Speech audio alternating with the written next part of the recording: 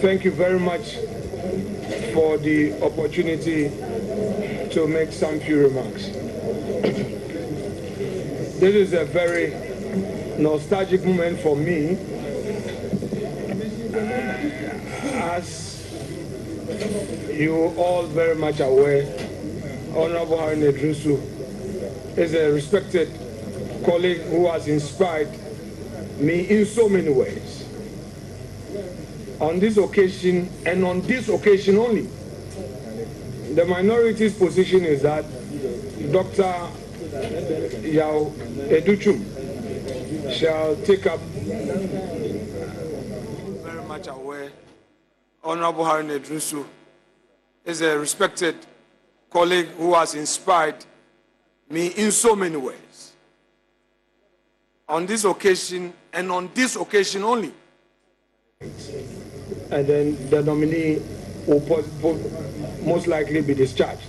We are reminding the majority that their well-behaved posture will lead to the fast-tracking of the nominee. We behave well. We behave well. Also behave well. Behave well. We behave well. Honorable Educhum, you have the floor. Thank you, Honorable Chair.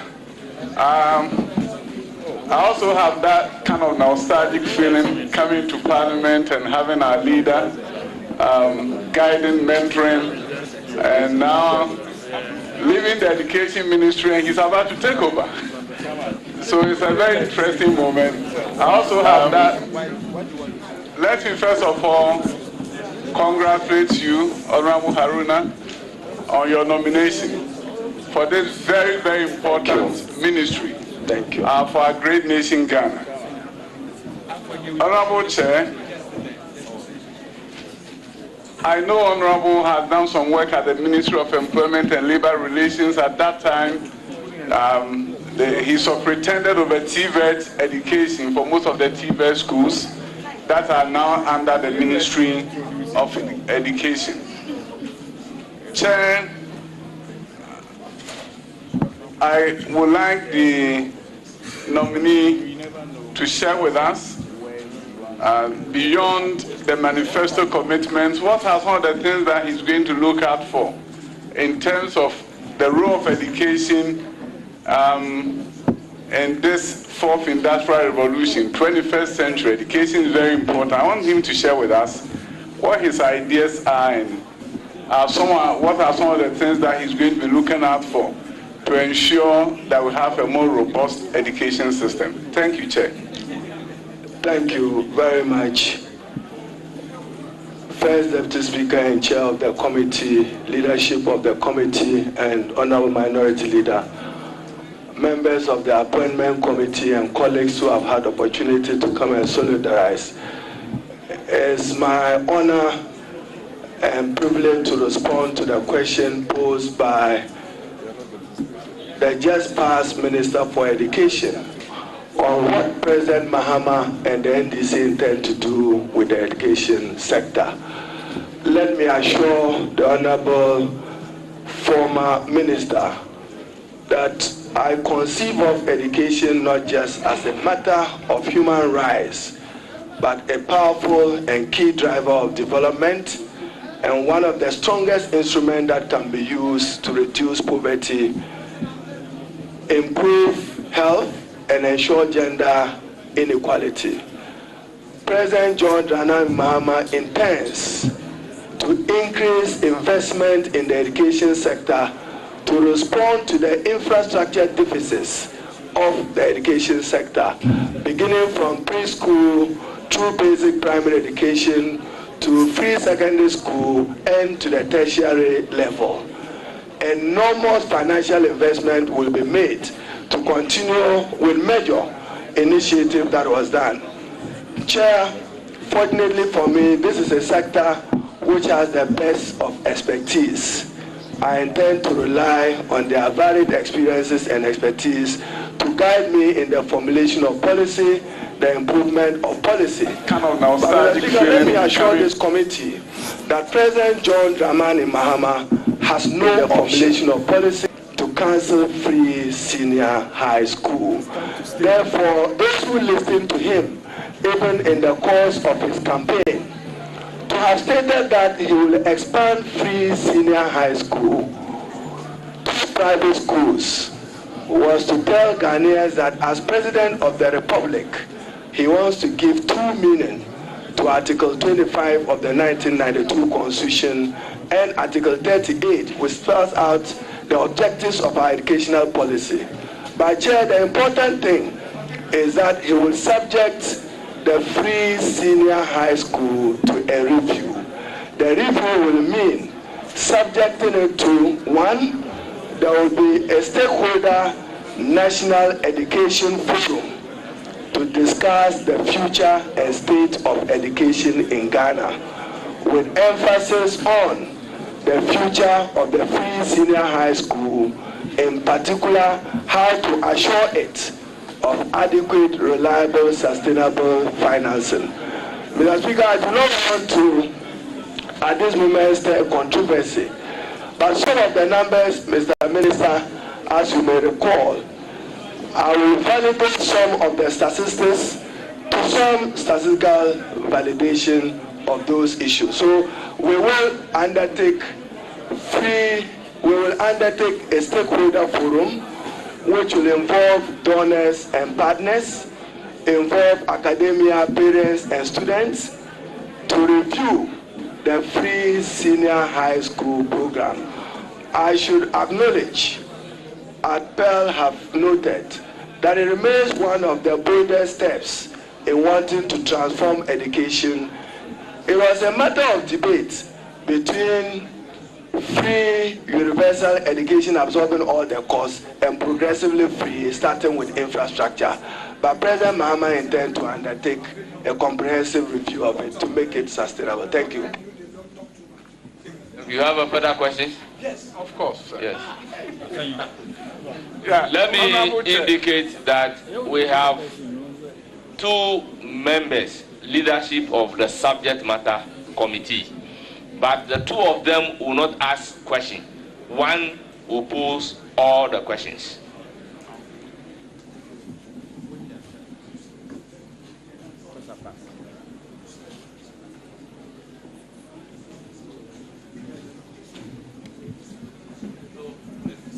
Ahead with your question.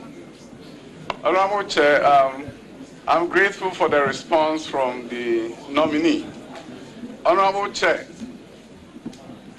beyond secondary education, which normally is the upper secondary, because by our statutes, we don't look at junior high as part of secondary. Beyond secondary education, I know there are a number of manifesto commitments in the field of tertiary, which is guaranteeing or is going to promise of fee-free level 100. If the nominee can shed some light on it, so that we'll be able to know what's going to happen in that area. Thank you very much, Chair and members, and thank you, Honorable Minister. President Mahama and the NDC promised free tuition for students from level 100 who would undertake normal programs in the various public universities of our country, including what he has said expanded to private tertiary institutions. They number a population for which the country will require about 345 million Ghana cedis. Of the population of students who enter tertiary institutions, that is what the state will be required to do. We intend to provide that money to the affected universities, at least one to make refund to all those who have already paid those fees. But Chairman, the beauty of this is that it's open. Even parents who are still willing to pay can do so under this principle that has been introduced by the NDC. So we intend to mobilize with the Ministry of Finance some additional financing to cater for the population of students. It will be in the region of 125,000 as I look at it, and will provide 375 million Ghana cedis to support that. So every student who has paid will have a refund of his money. And the President intends to expand this over the years. Thank you. Please proceed. Honorable Chair, one of the areas that I will always be proud of as a former Minister for Education is the area of science, technology, engineering, mathematics education. Great progress has been made. Yes. And who measured it? Who measured it? As measured. Please address the chair. Chair. Who measured it? Great progress has been made. It has been validated. It has been validated around the world. STEM education in Ghana. I want to ask the nominee what plan his soon-to-be ministry is going to do about STEM education. Thank you, Chair. Thank you, members. Thank you, Honorable. The significant thing for the NDC and President Mahama, as far as education is concerned, is for us to contribute meaningful to our national sustainable development efforts. At the tertiary level, emphasis will be on access, quality, and relevance. At the secondary level, emphasis will be on foundational learning in order that we can produce critical thinkers for the future. There will be a review of pedagogy and curriculum at all levels of education to meet the country's aspirations into the future and for meaningful contribution to our national development effort. I should note the effort you have done in getting STEM. We intend to build, at least in every region of Ghana, a model STEM school, which will carry from kindergarten to senior high school to produce men for the future of work.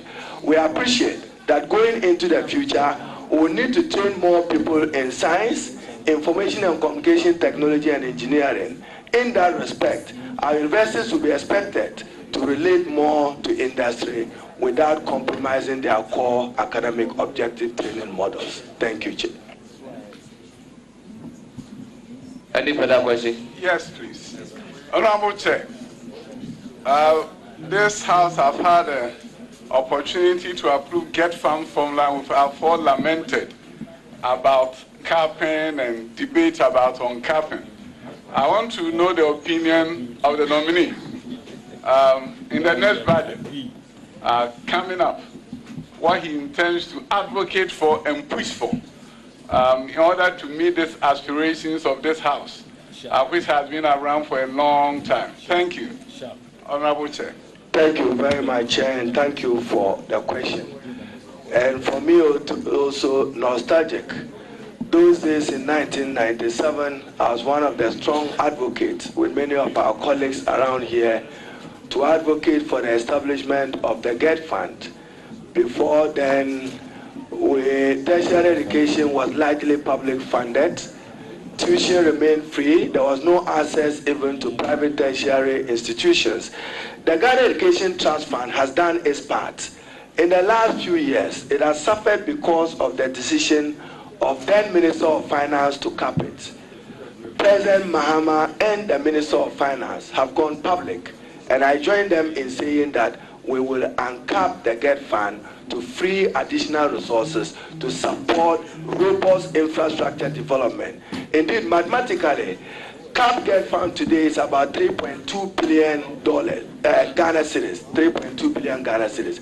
Uncap it will make available to the Ministry of Education some 7.9 billion, which will accelerate expanded infrastructure. For instance, there are about 2,800 schools that needs to be fixed to deal with the problems of overcrowding.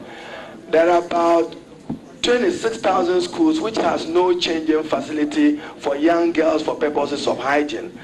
There are about 780 schools that is required to expand access to junior high school.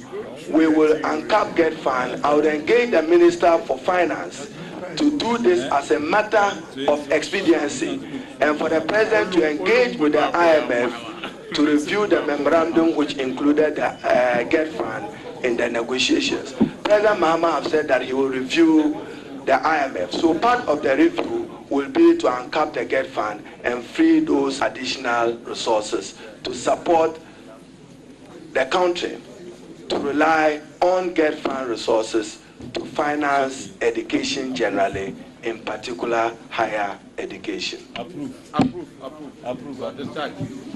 Please proceed to ask the question. Honorable Chair, in this great country, Ghana, the middle class has been squeezed for many years. Especially with the Teachers, nurses have been squeezed, given the fact that majority of them have to find money to send their children to private school at the junior high school level especially, before then jumping into public schools at the senior high school level. Our public schools have gone into serious dilapidation for many years. And I'm happy that we began an effort to transform public schools. Public schools in rural areas have seen new facilities. Urban areas, new public schools have been built so that the middle class can find solace in our public schools. And I'm happy that at least in Greater Accra, you can see Accra STEM Academy. Please, order. Honorable, you see, I do not want to mention your name again. But you mentioned the name already. Again. So the public school transformation agenda is something that is very dear to the middle class.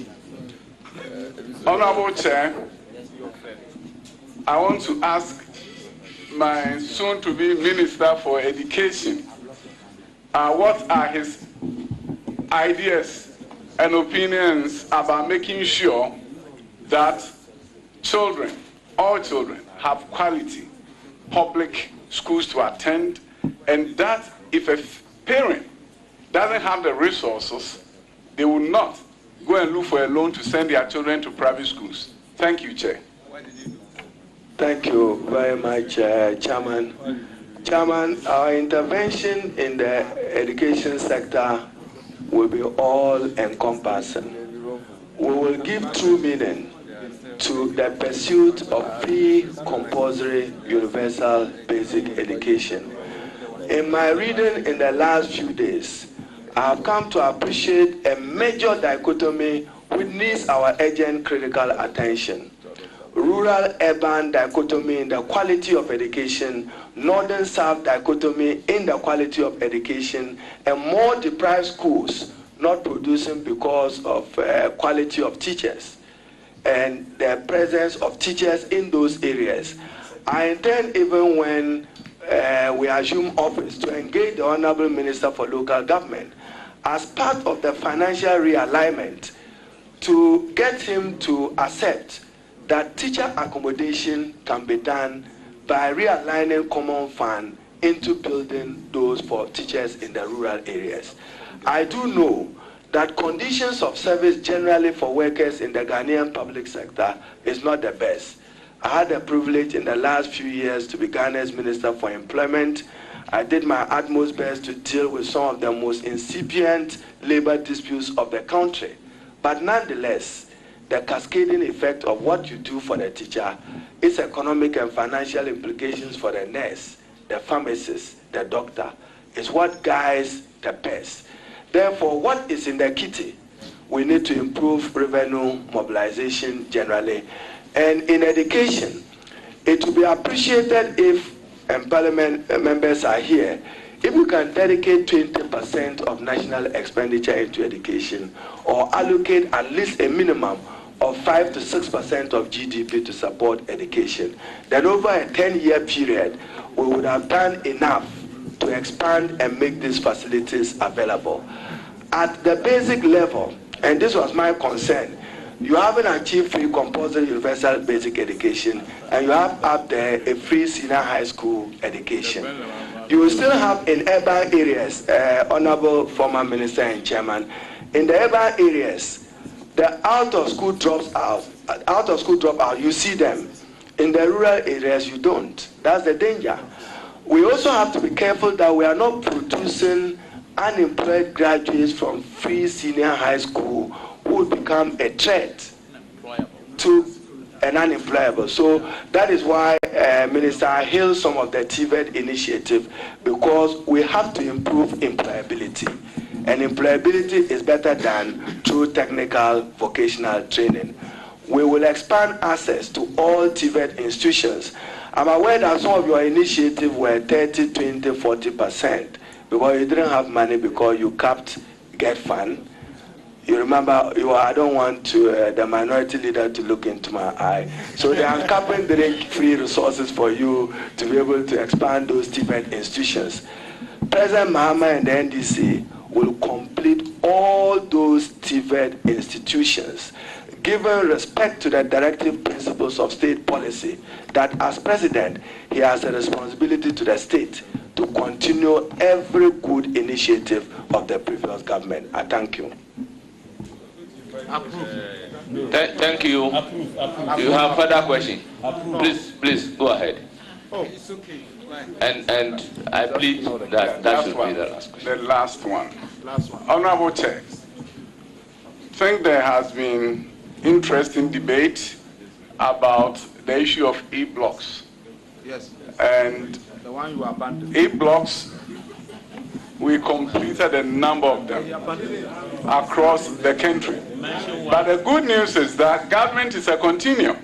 And that is why, beyond completing E-blocks, we added boarding facilities to those that are in remote locations. Adansia Peja is an example. Edujama is an example. Drobonso is an example where we added boarding facilities so that the facilities will become useful to the people of Ghana. It's not about us, it's about the children.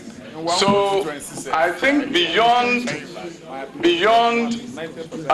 completing E-blocks that have not been completed, Honorable nominee, Honorable Chair, would the Honorable nominee look into the possibility of adding boarding facilities if an E-block is in a distant location and students cannot walk to the school, so they become more useful to the country? Thank you.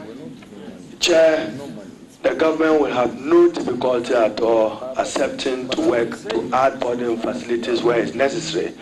My own personal experience during the campaign was the day I was driving from Yendi towards Miang, and you see a major E facility on the Miang Road.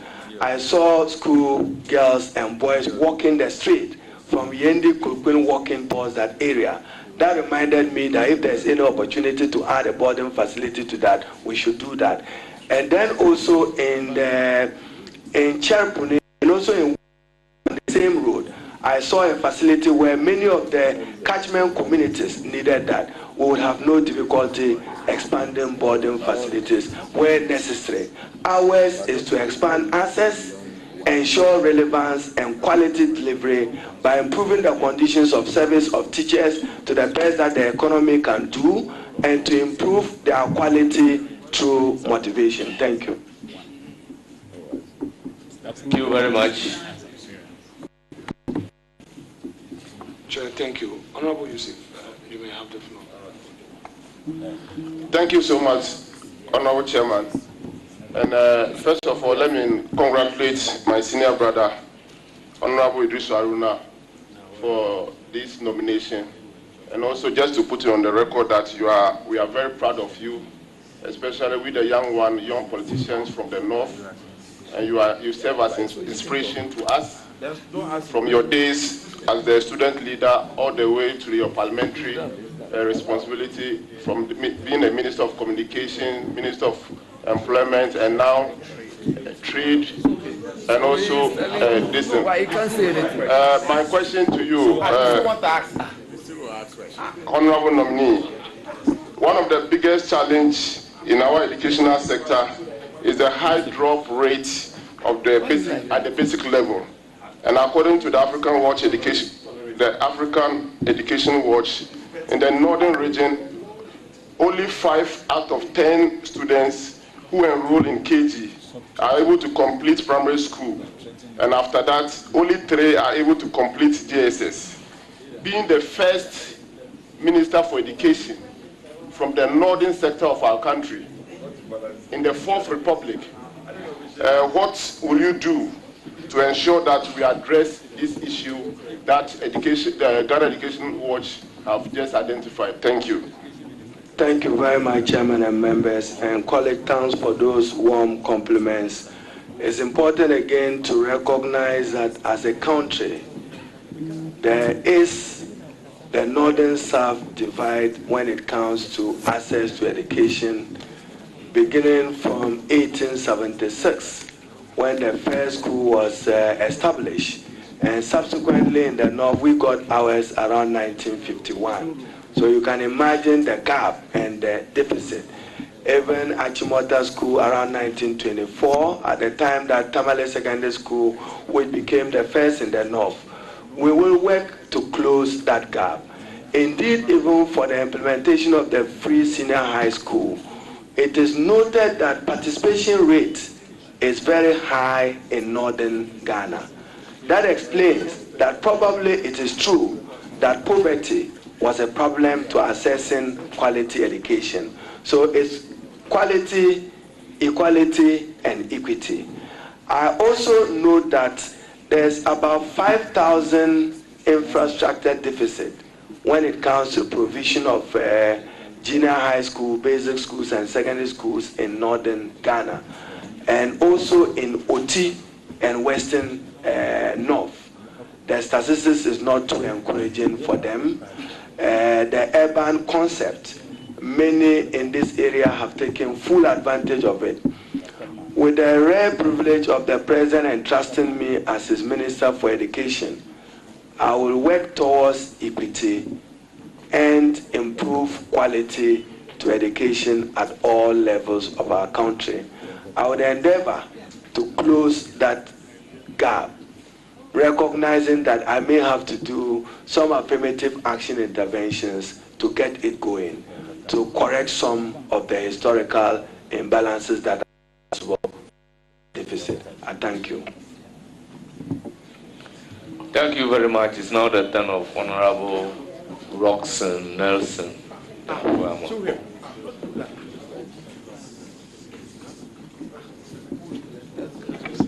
Chairman, thank you very much.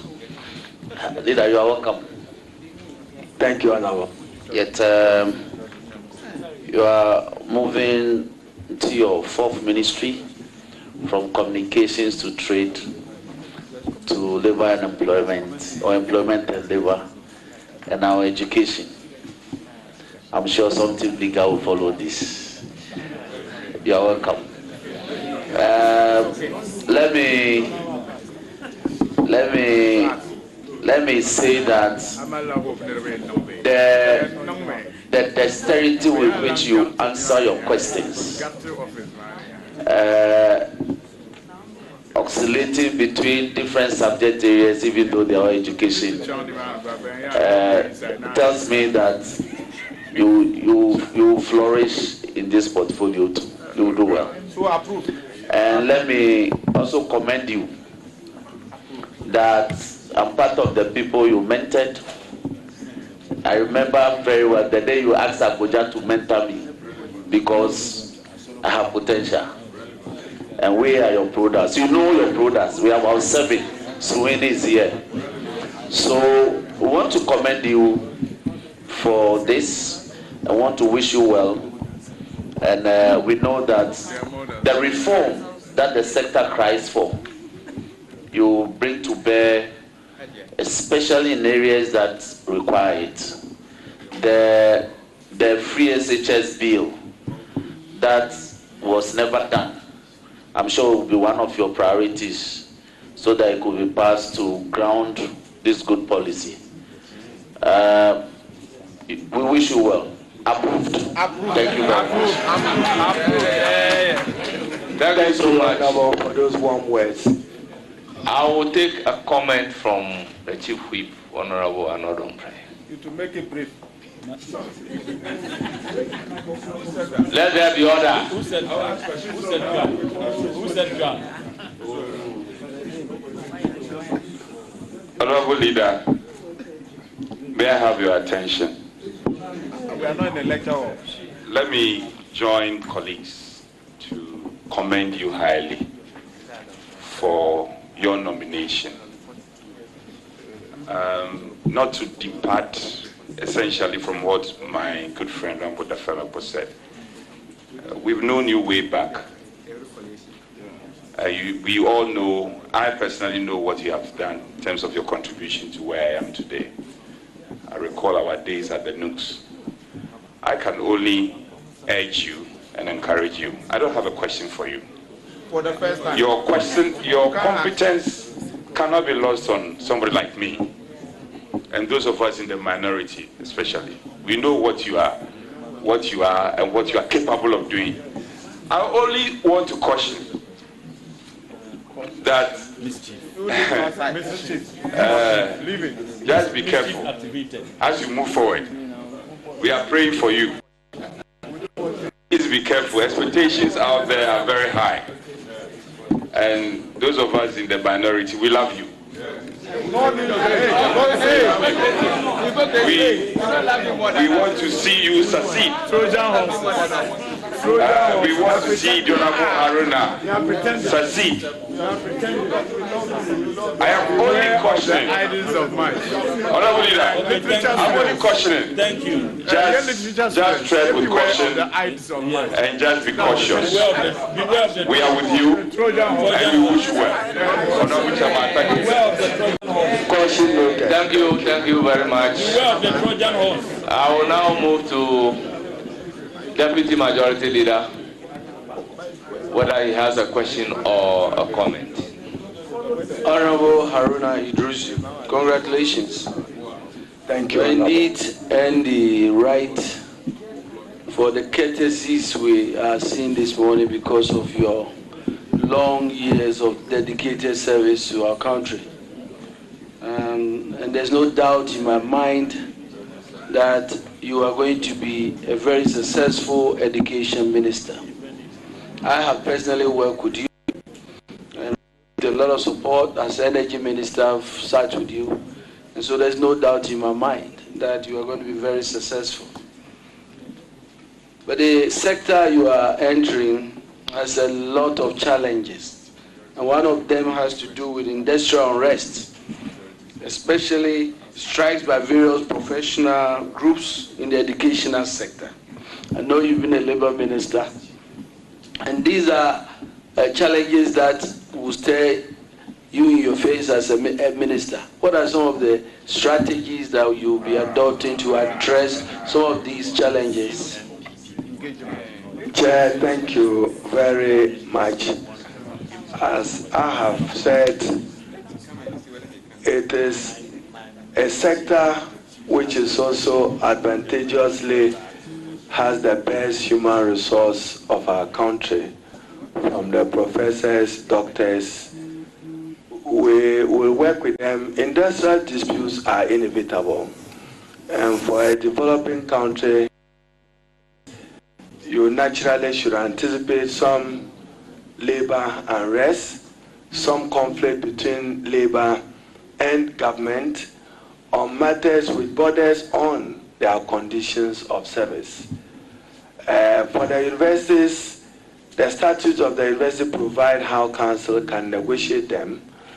There were contentious issues about book and research allowance, but more importantly, it's always a question of government timeously responding to agreements that have been made with trade unions and organized labor. If you say that you want to revise allowances, it takes effect from 1st June. For many of them, they expect that by 1st July, that is ready, at least to complement what they call their meager or inadequate salary. So the finance minister can, at many instances, I've had that experience with the Honorable Tekbe then when he was Minister for Finance. And Chair, if you permitted me, I'll just share this example. There was an instance where judicial service workers embarked on strike action. At the time, Theodora Georgina Wood was the Chief Justice of the Republic. And in a meeting that President Mahama requested Julius Debra, Chief of Staff, together with myself and others to engage, I had to ask the Honorable Tekbe that Does he appreciate what it means when judicial service workers are on strike? If somebody was entitled to a bill, and I'm sure another minority leader should be interested in this, if the courts don't sit, you'll be putting the person into a human rights crisis. At the time, Justice Theodora Wood related to me that, look, in our IGF, there's about 38 million. We cannot touch it because the Ministry of Finance have not granted us permission to use IGF. It was when my attention was drawn even to a major constitutional deficiency, and I'm happy to bring to your attention. At the time, judicial service workers, even up till now, unlike Parliament, you have your CI 118. This country have not treated the judicial organ of state with that. They don't have that. I think Article 1582 of the Constitution should deal with that particular matter. They are entitled to it. It was then I got the advice then from the Chief Justice that, look, let's engage the Minister of Finance, let him allow you 30–40% to use the IGF so that sometimes when these fires erupt, you can deal with it at your own level. So I want to believe that I do not anticipate. I know that SITAC is unhappy. I know many teachers' union are waiting for President Mahama to assume office, and they will say our outstanding allowances have not been paid. We will deal with it, what is available in the national kitty. We will do our best to keep the industrial peace of the country and keep the peace within the education sector and many other sectors of the economy for the good of our country. Thank you. Honorable Haruna, you are going to a ministry and the challenges are many. You are already aware of them, and I think a lot has been talked about. And these are no questions I expect you to answer. The challenges with the arrears of school feeding program, the challenges with gender. Well, they will have to collaborate with the Minister of Education. Okay, well, let the nominee answer. The challenges with taking out schools on the tree, and so many others that I'm very, very sure that you are competent to address. So I wish you all the best, and congratulations. Thank you. Thank you very much. We proceed to take a comment from Deputy Minority Leader. Right, thank you very much, Chairman. It will be most unfortunate if I don't add my voice to the many blessings that are going the way of my beloved son, in whom I'm well pleased. So I just didn't want to keep quiet, but to bless him.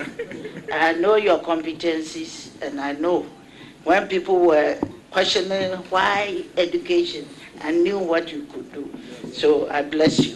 Thank you, Chair. I hope I have the permission to call a map part. Thank you, thank you. It's now the turn of Minority Leader and the ranking member of the Congress.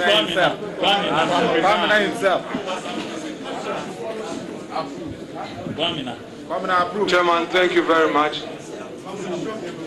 Leader, this room is filled to its full capacity. It tells all of us how popular you are with ordinary people. I can see behind you a lot of people. Now, I want us to do a little exercise. On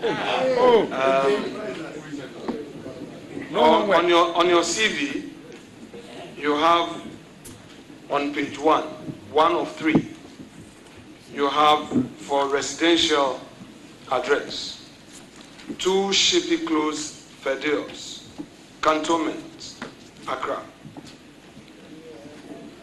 If you'll be pleased, the cantonment is where you live, correct? Yes. I live, when you are entering the house, you see the fiddles written by the wall. Very well, nominee, I understand. I know cantonment very well. You live at cantonment? Yes. Yeah, I do. I used to be in Bubuashi. Honorable nominee, you provide the specific answers to the very questions I ask. You know, you be my respected senior. Members want us to finish you quickly. Yes. And if you open yourself up, then maybe there will be more follow-ups. So you live at Cantonment? Yes. That's all. Please answer that. Yes. Very well. Now, this residential facility, this property, is it a rented property or it is your house? It is my house. You are very honest. Thank you very much.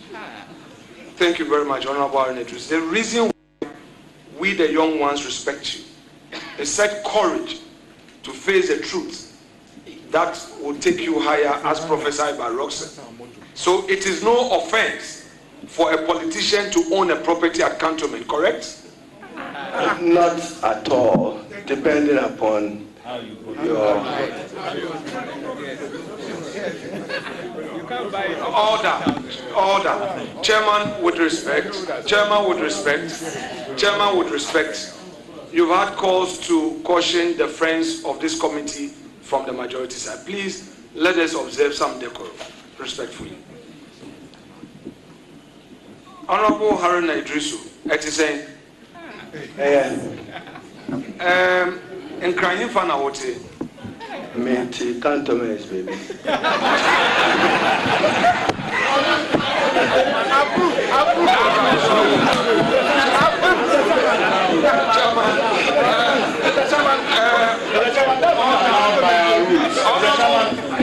Because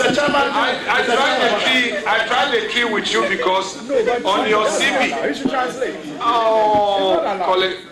On his CV. We don't understand. We are not done. Chairman, this is your friend. Language use. Is it allowed? Afenyo cannot even speak ever. He can also speak ever. Please go ahead and address the chair. Chairman, thank you. You can't even speak ever. Honorable Haruna Eddrisu, but why an MP in fear saying? I bet it's 20 years in. Very well. You've passed. Because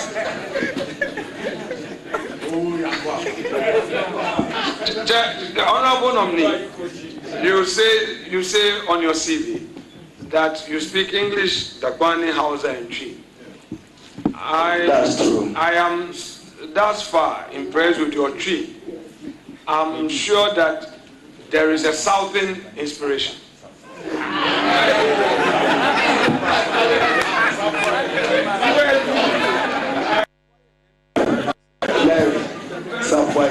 Oh, very well. Sometimes when I'm coming out, I don't know about church, me say,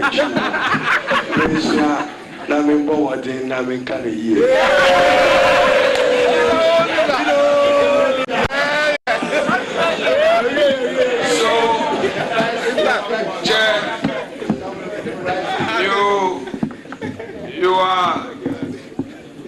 you have disclosed that Madam has inspired you with the tree. That's great. So, Chair, I want to know from the nominee whether or not he benefited from free education. I did, coming from Northern Ghana at the time. I attended Khemical School through JSS, through Tamale Secondary School and Navarre School. And education was generally for that. Thank you. Respectfully, you had your O-level in Tamale Secondary School, but went to Navrungo for your A-level.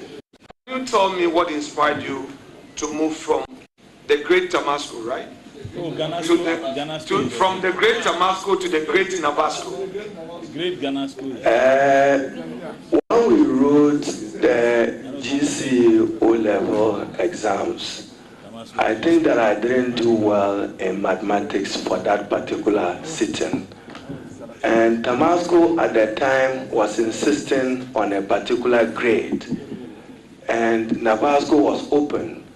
If you had evidence that you were about rewriting, you could come and justify. So I went to Nabrongo Secondary School for the A-level. And I'm proud to say that 1991, I probably was one of the best A-level students Nabasco produced. I still hold one of the best grades ever in business management from Nabasco. That record has not been broken. And so yes, this was what motivated. But traveling to Nabrongo Chair was a difficult one. 7 hours from Tamale to Nabrongo. And then you are carrying your gari in a chop box. You are not sure of the metro mass. It was, we have survived and we have come a long way. Thank you, Chair. So, Honorable Nominee, I can understand why you had to go through a law program with those inspirations you've studied, philosophy, sociology, and all, and then from there you had to do law. Now, I note from page 3 of 3 on your CV, respectfully, your membership of the Ghana Bar, 2002 to date. As you may be well aware, as a lawyer, your membership to the bar, or with the bar, at the bar, originate from your being a member of a law firm, or a department of an agency so recognized, by the state. Now let me explain, because my respected colleague is trying to draw my attention, though not on record. When you are called to the bar, you are a lawyer. You've been called to the bar after pupillage, yes. But your annual subscription, you cannot, unless something has changed that I don't know, you are able to pay for your subscription if you can relate to a law firm or a department, a legal department of an institution. So please, that is not indicated. Which law firm do you? Chairman, thank you very much.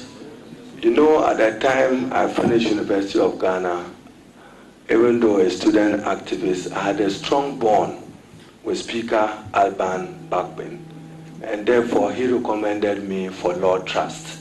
I've since been, one of our partners is here, James Mensah Kule, who is my law school mate, and minority leader, the chairman of this committee. I graduated from law school with him the same day, Bernard Ahiamo, with Honorable Amwakwata and Professor Abuchi and Ben Say of Nanado Chambers and others. So I am tied to law. I'm a lawyer in good standing. I've paid all my subscription. Indeed, subject to Parliament clearing me, I do 2 additional things. I'm into football and I'm into law. I appeared before the 8th Parliament to get education to hold office. Nominee, enough. Honorable Nominee, the almighty free SHS that you're looking forward to reform, review, is in order. I mean, obviously, coming from where we started, from where people even thought it is not possible. I am happy that as a nation, we appreciate the fact that we've done so well in educational reforms. I commend the respected Dr. Yaweduchum for the effort. I commend Dr. Matthew Opoku Prempe, who is not with us in this parliament, for his effort.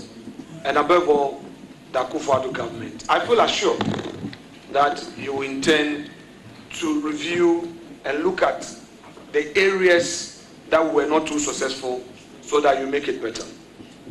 That said, may I tease your mind on this? There is this talk that even in mighty America, free education does not include boarding. In advanced democracies where emphasis is on free education, boarding is not part. And at Ghana, we have punched above our weight by introducing free boarding. Your honest view, do you think that continue to have free boarding?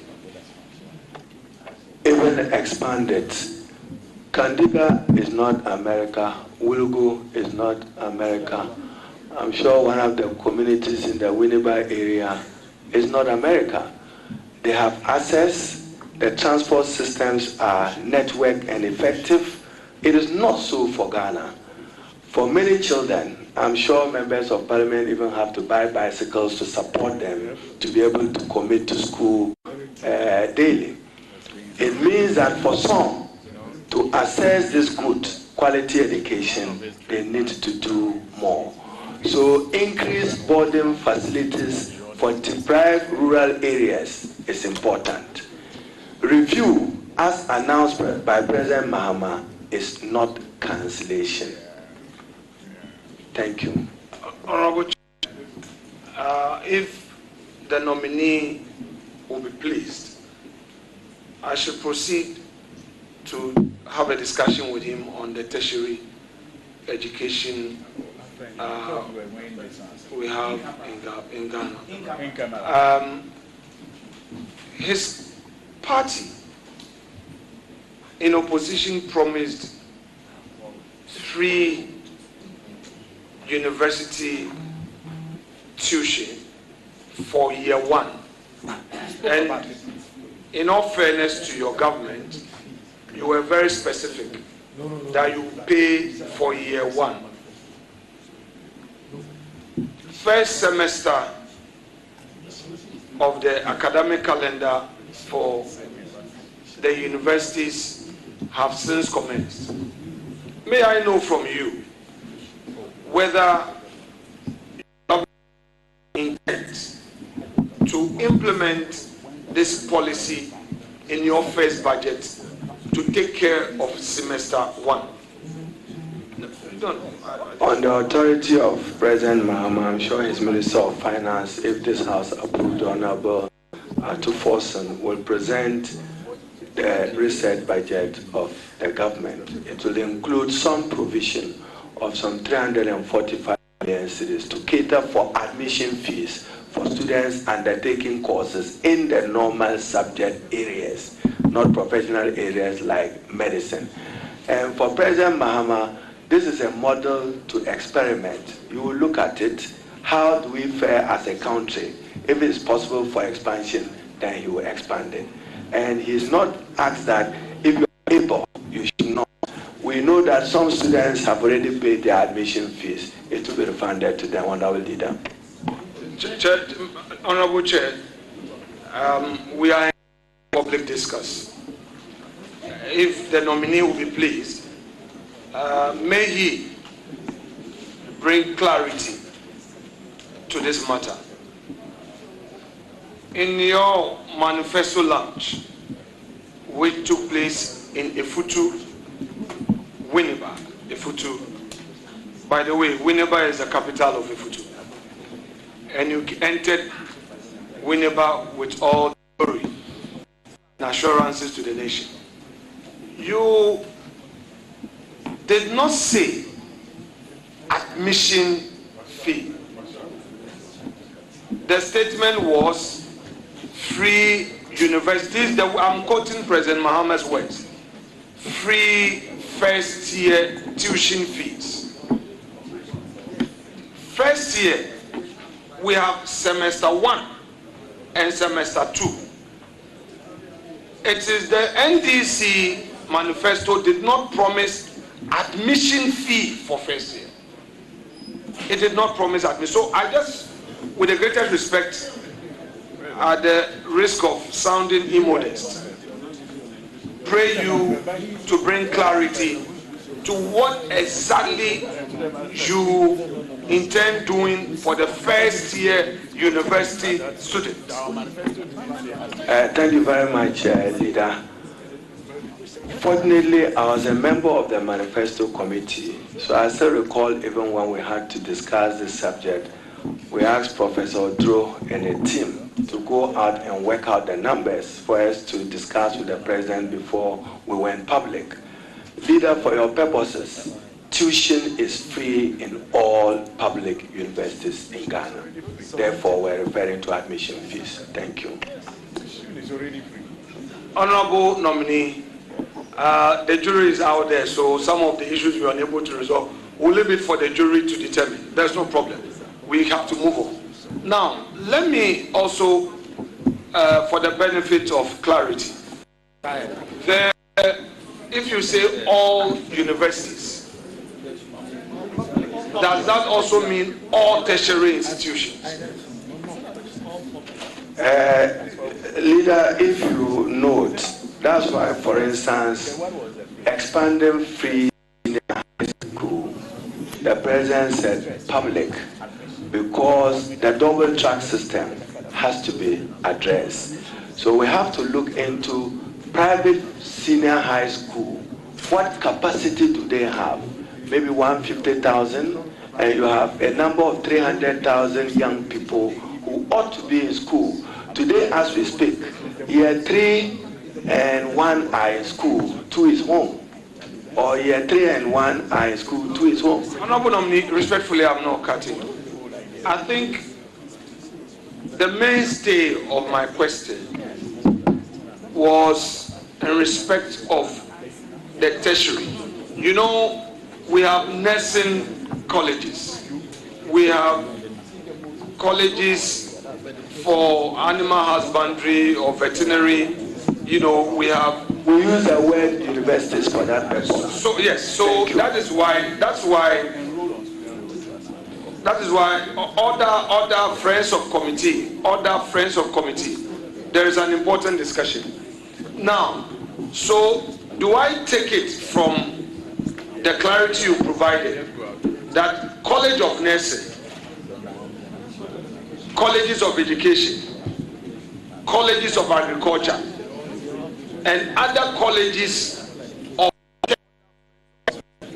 in stature are not part of this first year free tuition policy of the NDC government? I'm not able to use tertiary and universal interchangeable here for this purpose. I had admission fee for first year university students. Thank you. Chair, again, on this very subject matter, I appreciate the sincerity of the nominee, and again, the jury is out there to make their determination on this important matter. However, honorable nominee,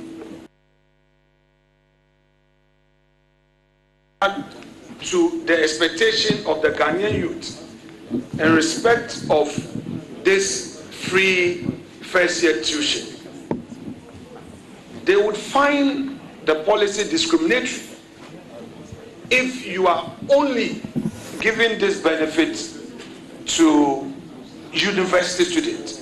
You have earlier referred to some constitutional provisions, Article 25 and 38 and all. Don't you think that the Ghanaian youth out there who is attending a college of education, who is attending a college of agriculture, who is attending a college of nursing, will feel discriminated against since he or she is also having a tertiary education? For President Mahama, if it was possible to grant free education to every Ghanaian, he just would have done that. It depends upon the size of the economy and what our economy vis-a-vis demands from other sectors of the economy can do. Thank you. Babaru. Tutubra. Very well.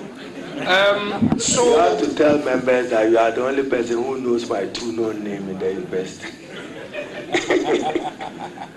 On the TVET,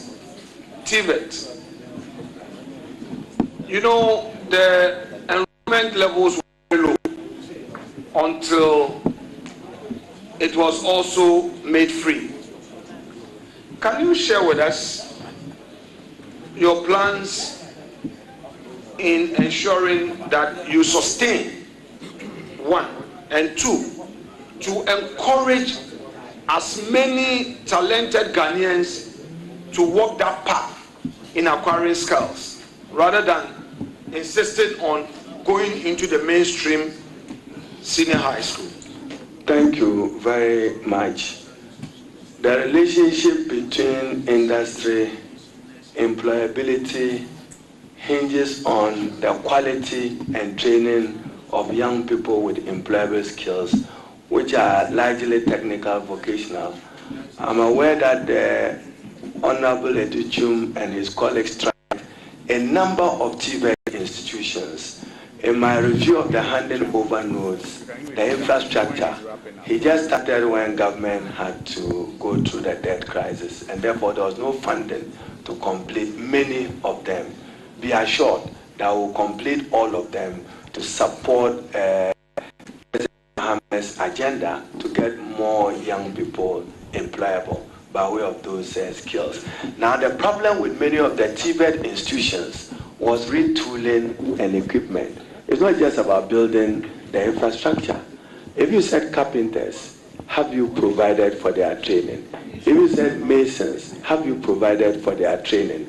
So we'll look into it and ensure that at least every region has a model of the TVET institution that is dedicated to them, because we also must deal with a problem that you don't get 300,000, 400,000 SSS students who don't know their fate beyond completion of senior high school.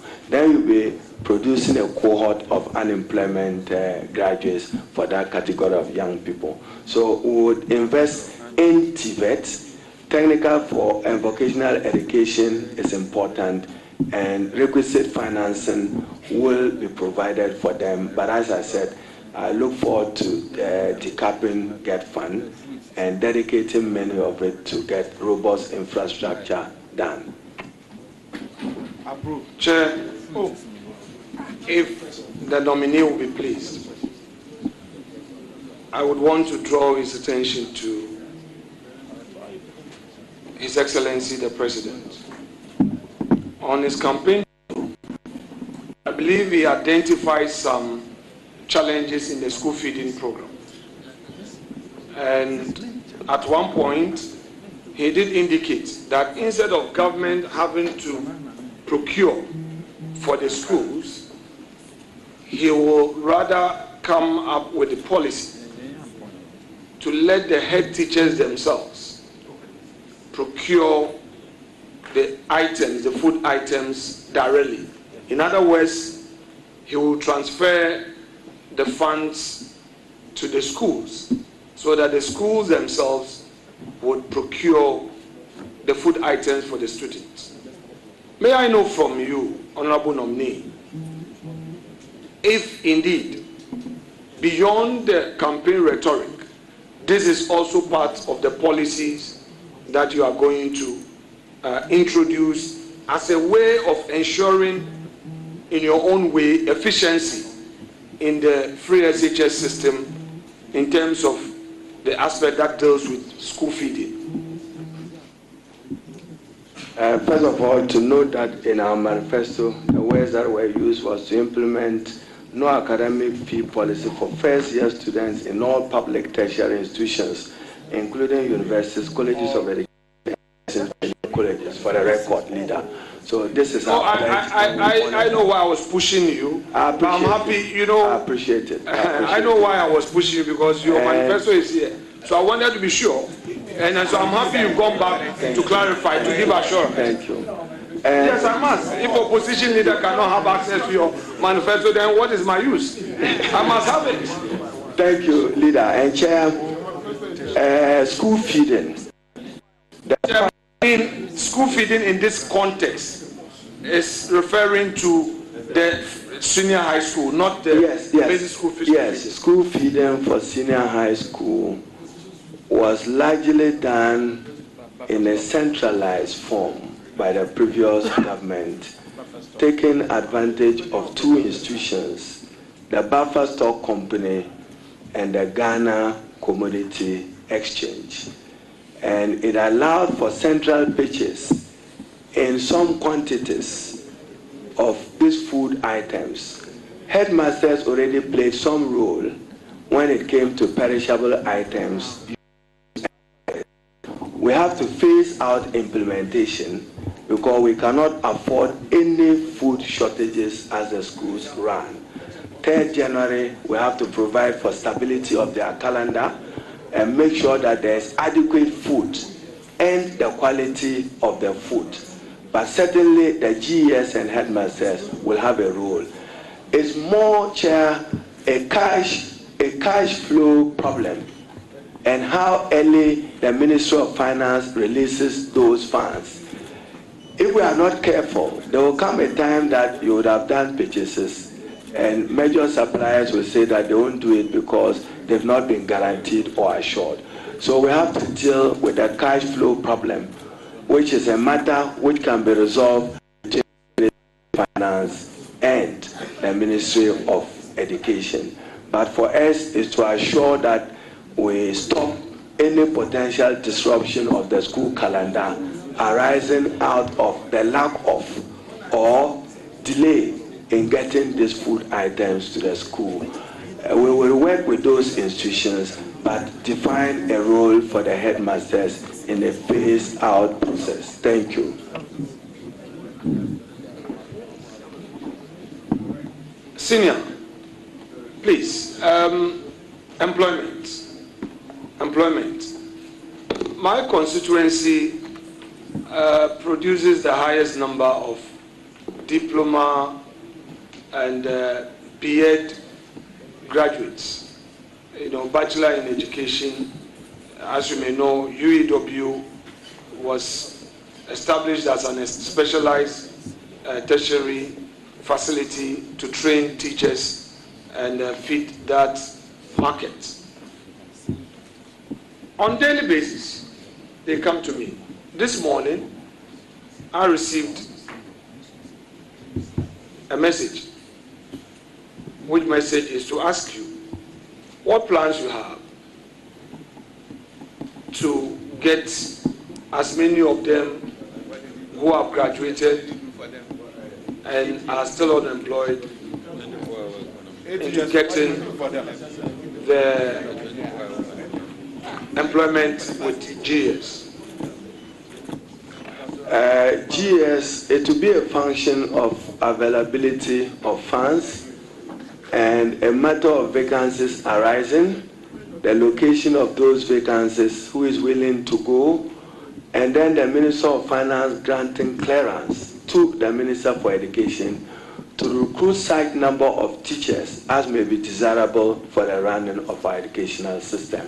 As and when we get the clearance, we will honor those numbers. Thank you. Senior, again, may I know from you about this licensure examination policy of the MPP? Are you going to maintain it? Chairman, the friends of this committee from the majority side must know how we operate. They should stop it. Will you maintain it or you will abolish it? We will have a systematic review of it to abolish it. We are going to review the curricula of the colleges of education and the incorporate it as part of the exam that students will write, and when they pass it, they are on. Thank you. Now, let's come to this very nagging national issue, the LGBT issue. Now, His Excellency President Mahama, recently in his engagement with the religious bodies, specifically the Catholic bishops, indicated that the law that distorts, prevents, alienates, and prevents this issue of sexual rights, same-sex relationship does not necessarily need to be enacted, and that perhaps the country can explore the possibility of introducing our value system into the curriculum so that the children can, at that elementary stage, have certain understanding of the Ghanaian value system. May I ask you, Honorable Leader, your own views about the option to introduce a value system to systematically give a certain direction to our children instead of enacting a law? Leader and Chair, I do not want to reduce this matter to wrong. With my religion as a Muslim, you know where I stand on this matter. It is repugnant to my Muslim values and ethics. I do not want to believe that many a Ghanaian parent would want their children trained in a way which is not consistent with the way me and you were brought up as Ghanaians, either from Efutu or from Wayamba in Tamale. And therefore, I would want to end it here, stating that we are a country and we define our values, both social and cultural. We should respect all other persons to respect those values. Thank you. Chairman, I think I would put the question this way. You see, and I agree with Mr. President when he states that the curriculum, our teaching materials in our schools do not sufficiently inculcate our value systems in our children. I agree with him based on what's the current status of our curriculum. I want to know from you that said, would you embrace any policy seek to opt for a value system based approach to sexual rights rather than the law? Thank you very much. I would engage the President on the matter. The President does know my position on this subject, and it remains unchanged. But I do not think that any Ghanaian parent want teachers to take their child to school and teach them that a man can relate to a man and a woman can relate to a man, but within the context of rights guarantee. We are a country. We have our own system-based approach. We have a duty to preserve those to sexual rights within the ambit of the Constitution. And Leader Kwamna, it is not for nothing that in the Constitution you always get words like subject to public morality. Whose morality? Ghana's defined morality. Thank you. So therefore, is it your suggestion to the country that you will embrace to opt for a very proactive value system rather than going? Let me finish. Yes, that's the point. The reference point is the Ghanaian value system, none other. So my point is that would you assure the Ghanaian public that you, on the basis of Mr. President's vision on this matter, on Mr. President's position on this matter, will opt for a Ghanaian value system to be introduced right from a value system-based approach? KG primary, all the way up, rather than a strict law in this matter? Thank you very much. It's noted. Growing up, even with you, if you went to school, you know where young ladies could go, and you know where boys could go. That is Ghanaian value system. We'll preserve that. Thank you. Very well. You being a senior at the bar, you're able to run away from very serious cross-examination, and you couldn't have done less. That's okay. We'll let the jury determine this matter. We'll go for a broader debate on this matter. Senior, your colleagues in Parliament have this to say about you, quote, "You are visionary, strategic, collaborative, a team player, and that you have a foresight, and you also demonstrate pragmatic approach in solving problems." Your colleagues know you as such. What is there for you to share with the Ghanaian youth? A value system-based approach. To the Ghanaian youth, I come from a very, very humble beginning. I just buried my late mother, my uncle, who told me that I should hasten cautiously and that I should not be in competition with any person. I should have faith in myself. I should be strong to defend my convictions as to things that I think that are right, and that I should always believe that if I do right, posterity will vindicate me with time. So for young people, it's important that we all grow with integrity and discipline, and we shouldn't be too competitive. Today is Honorable Afenyo Makin, majority leader yesterday, minority leader today. Thank you.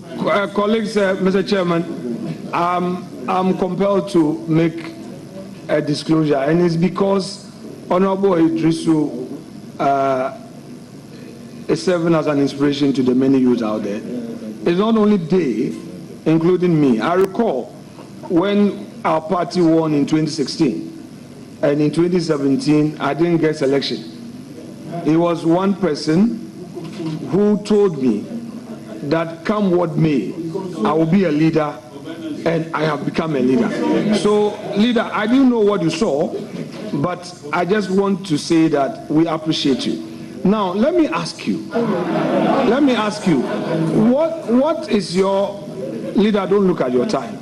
This exercise is good for democracy, and I know as a lawyer you enjoy debate. This is a very healthy engagement.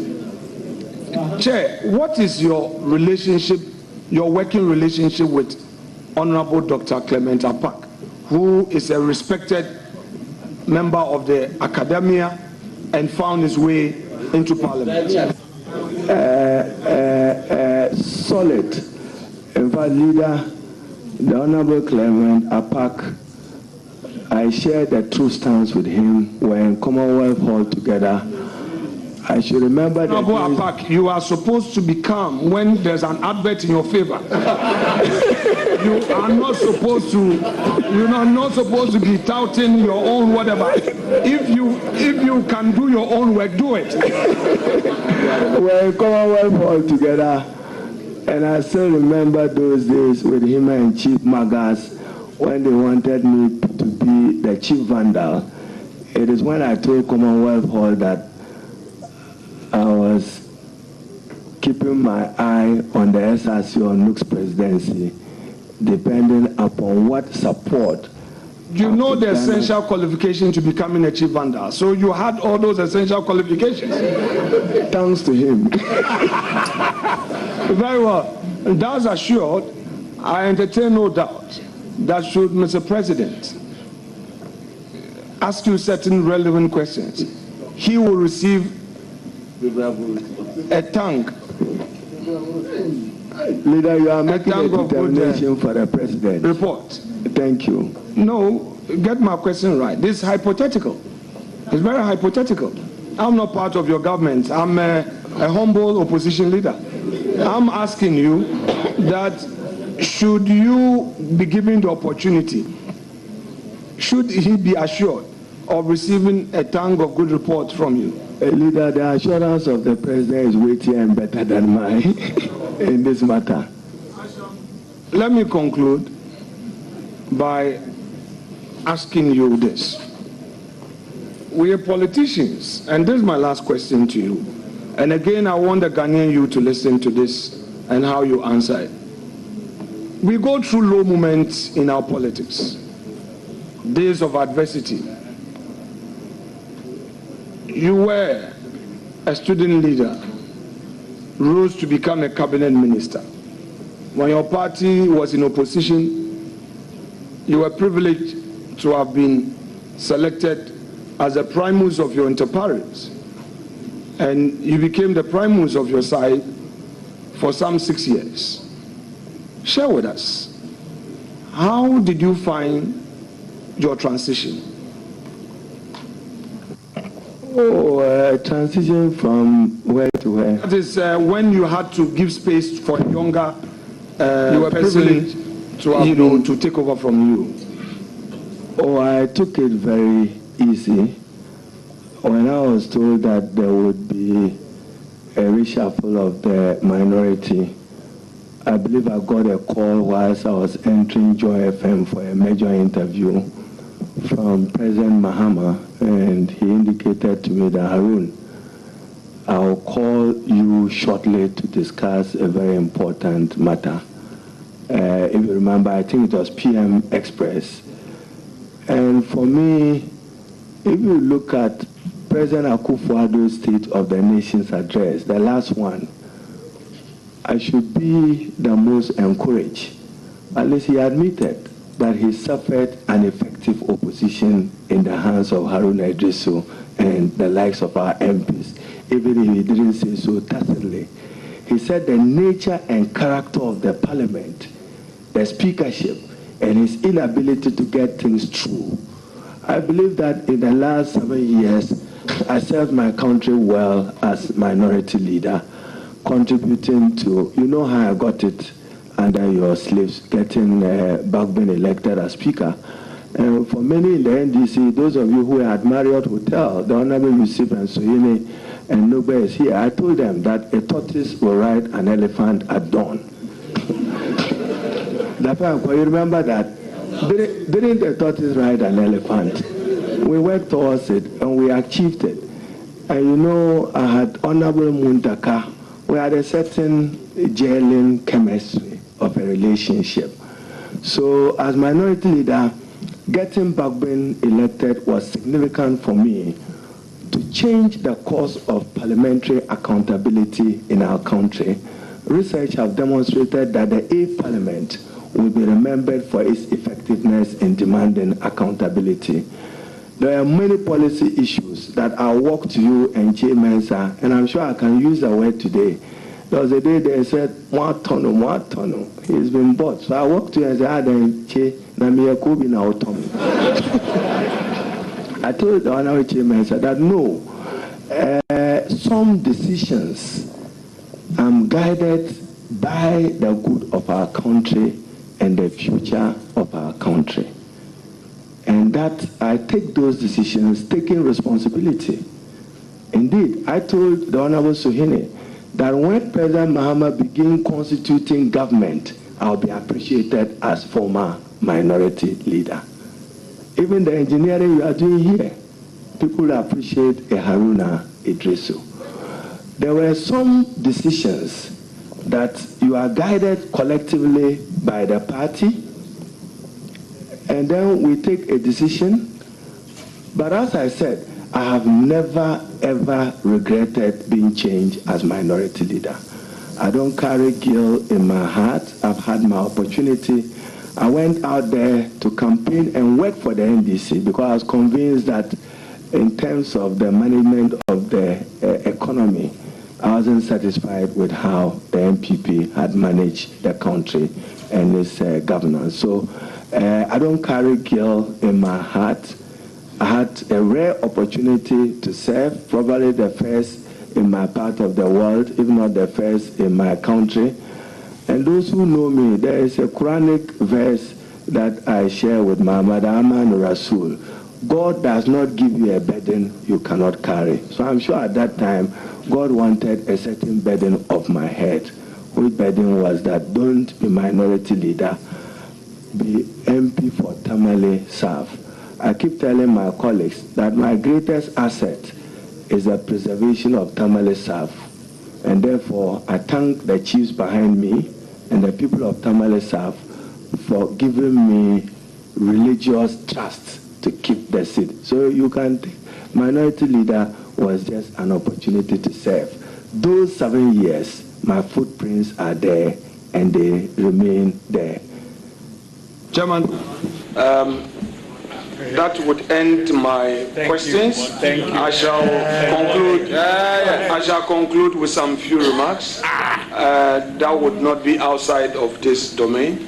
Honorable nominee, thank you for inspiring so many people in the political class. Your story is telling. I would urge upon you to get your memoir done as quickly as possible. I know you have some more details you've shared with me. Please let it be known so that the young ones will know that it's not easy to walk this road. But I think that as education minister, if you get a nod, the key person to work with will be your finance minister. And I know the good relationship you have with Ato. If he's proving stubborn, call upon me. I will do him A2 for you, and then he will do the needful. But let me thank you one more time. The committee is here to take a decision on you, by the way. Approve. We have approved it. Approve. Thank you very much. Thank you. Thank you very much, ranking member. May I have the pleasure to announce the presence of a list of visitors here to give moral support to the Minister-Designate for Education. Mary Safua Yeboah, a spouse of the Minister-Designate. Baba Mamadou Bawa, Nantomna, Ibrahim Mohammed, Nyangpal Na. Please, I am going by the list that I have. So what is here is not Nyangpala, but it's Nyangpal Na. That's correct. That's correct. You are correct. This is the Wala man who is trying to teach you the Bible. That's why you are suffering. 4. We have Ibrahim Ziblin, Lamashi Lana. We have Andani Mohammed, Tugu Lana. We have Bukari Yakubu, Kasul Lana. We have Mahama Arahassan, Bamvum Bam Lana. We have Dr. Jacob Yakubu Mahama, Zimbalun Na. We have Husseini Nyabawa, Tamale Dakpama, Dakpema. We have Eddrisu Mohammed, Sakat Na. We have Sintaro Mahama, Sakoya Na. We have Dr. Eddrisu Sulemana, Principal, Tamale College of Education, brother of the nominee. Alhassan Abdul Rahman, Chief Executive, Rahman Group. Dr. Atik, Chief Executive, TTEE.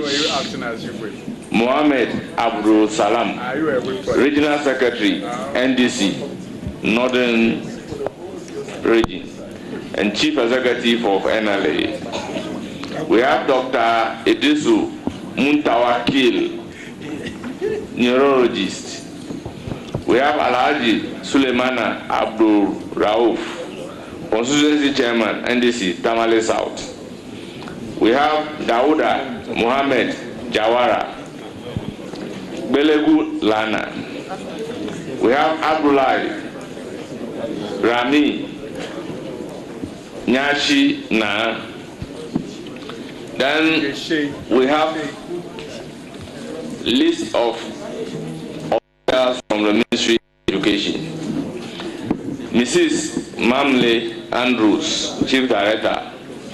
Mavis Asari Donko, Director GA.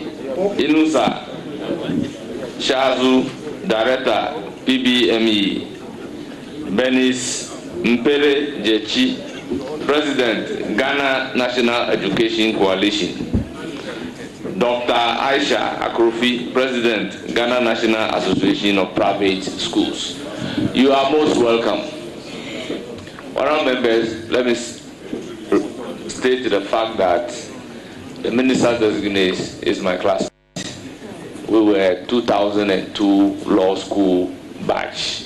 So we are about 23 years standing at the bar.